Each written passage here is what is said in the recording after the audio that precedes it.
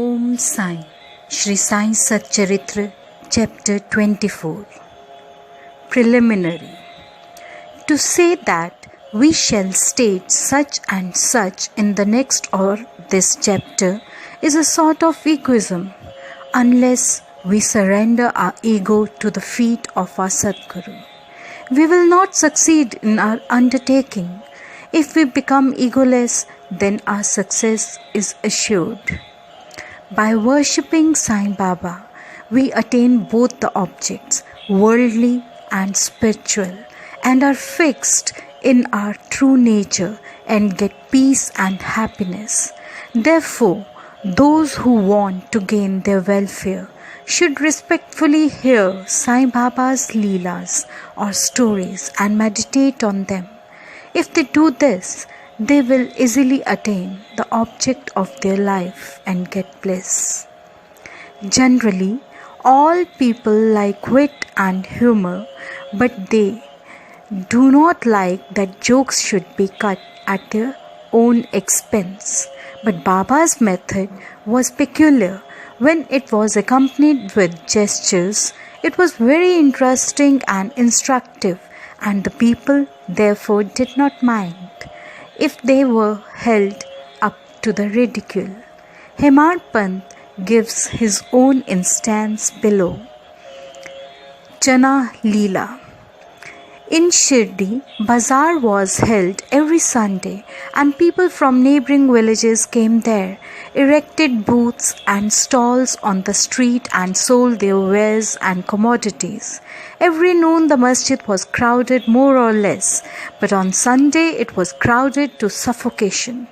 On one such Sunday, Hemant Pant sat in front of Baba, shampooing his legs and muttering God's name. Shama was on Baba's left, Vaman Rao to his right. Shriman Bhuti and Kaka Sahib Dikshit and others were also present there. Then Shama laughed and said to Anna Sahib, "See that some grains seem to have stuck to the sleeve of your coat." So saying, he touched the sleeve and found that there were some grains. Hemant Pant straightened his left forearm to see what the matter was, when to the surprise of all, some grains of gram come rolling down and were picked up by the people who were sitting there. This incident furnished a subject matter for joke. Everybody present began to wonder and said something or other as to how the grains found their way into the sleeve of the coat and lodged there so long. Hemant Pant also could not guess how they found an entrance and stayed there.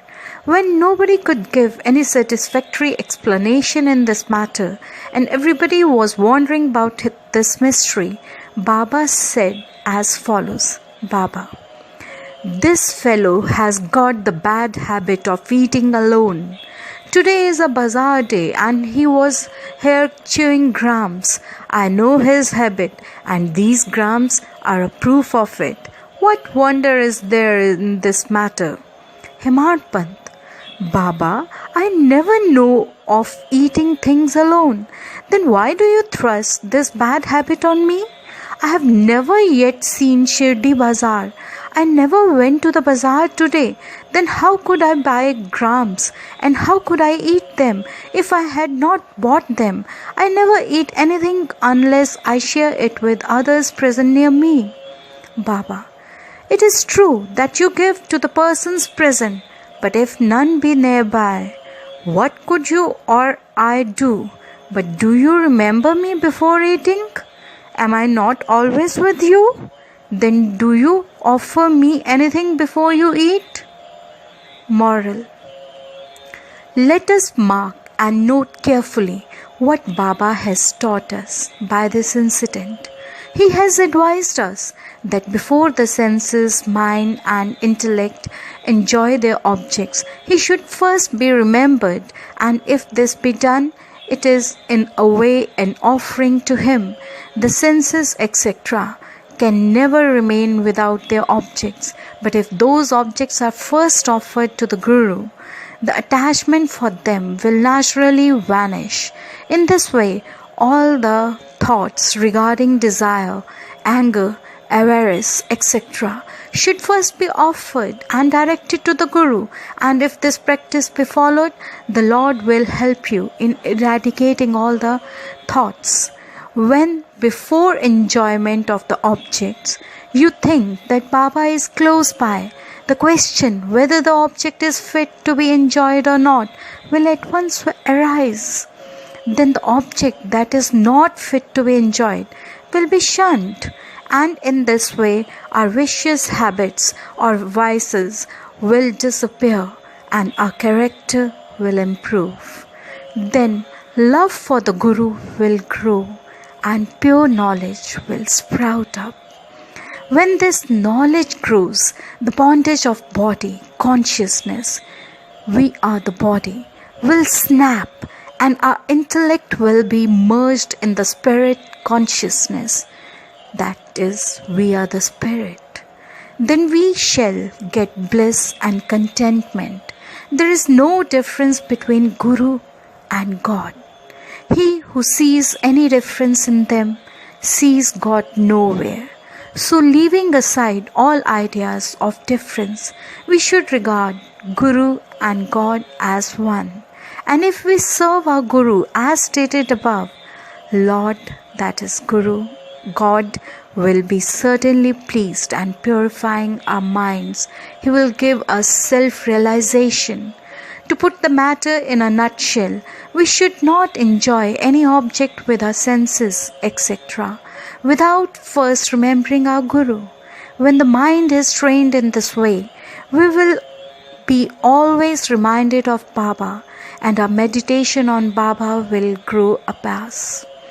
The Sagun form of Baba will ever be before our eyes, and then devotion, non-attachment and salvation will all be ours. When Baba's form is thus fixed before our mental vision, we forget hunger, thirst and the samsara. The consciousness of worldly pleasures will disappear, and our mind shall attain peace and happiness. Sudama's story. When the above story was being narrated, Hemar Pant was reminded of similar story of Sudama, which illustrates the same principle, and therefore it is given here. Shri Krishna and his elder brother Balram were living with a co-student named Sudama in the ashram of their guru, Sandeepni. Once Krishna and Balram were sent to the forest for bringing fuel. Then the wife of Sandeepni sent also Sudama for the same purpose with some quantity of grams for the three. When Krishna met Sudama in the forest, he said to him, "Dada, I want water as I am thirsty." Sudama replied, "No water should be drunk on an empty stomach, so it is better to rest a while." He did not say that he had got grams with him and that he should take some. As Krishna was tired, he lay down for rest on the lap of Sudama and was snoring. Seeing this, Sudama took out the grams and began to eat. Then Krishna suddenly asked him, "Dada, what are you eating? Whence is this sound?" He replied, "What is there to eat? I am shivering with cold and my teeth are chattering. I can't even repeat distinctly Vishnu Sahasranam." Hearing this, the omniscient Krishna said, "I just dreamt a dream in which I saw a man eating things of another. And when asked about this, he said, 'What dust should he eat?'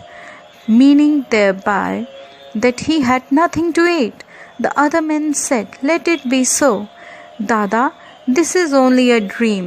I know that you won't eat anything without me. Under the influence of the dream, I asked you what you were eating." If Sudama had known a bit of the omniscient Shri Krishna and his Leelas, he would not have acted as he did.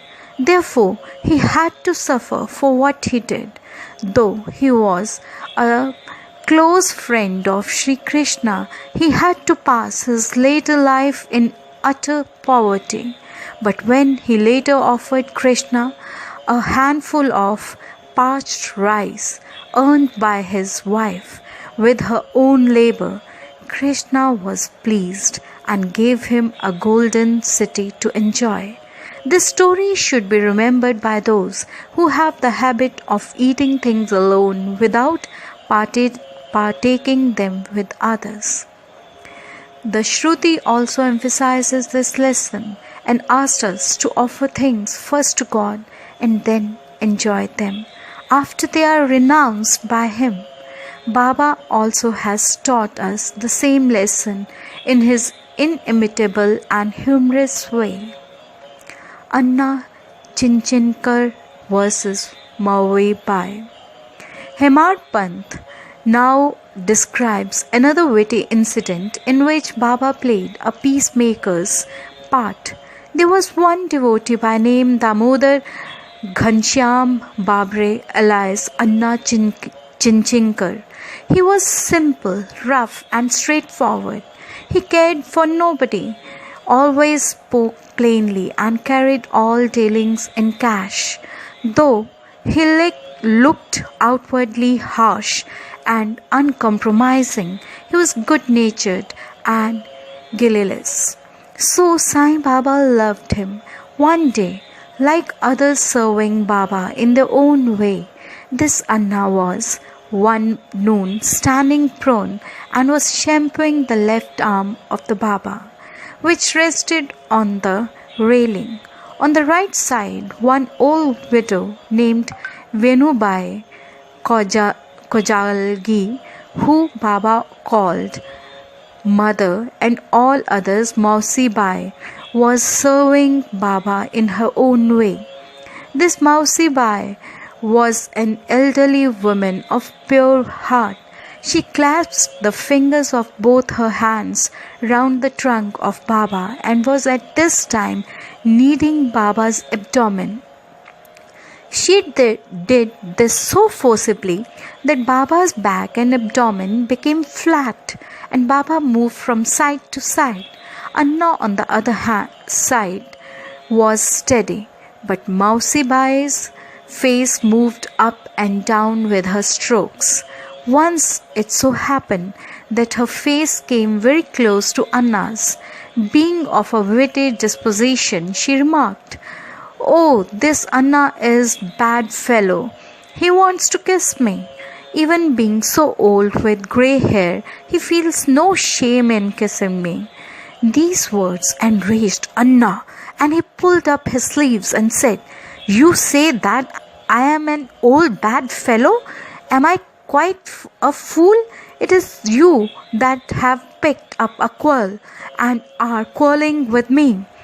All the persons present there were enjoying this encounter between them. Baba, who loved both of them equally and wanted to pacify them, managed the affair very skillfully. Lovingly he said, "Oh Anna, why are you unnecessarily raising this hue and cry? I do not understand what harm or impropriety is there when the mother is kissed."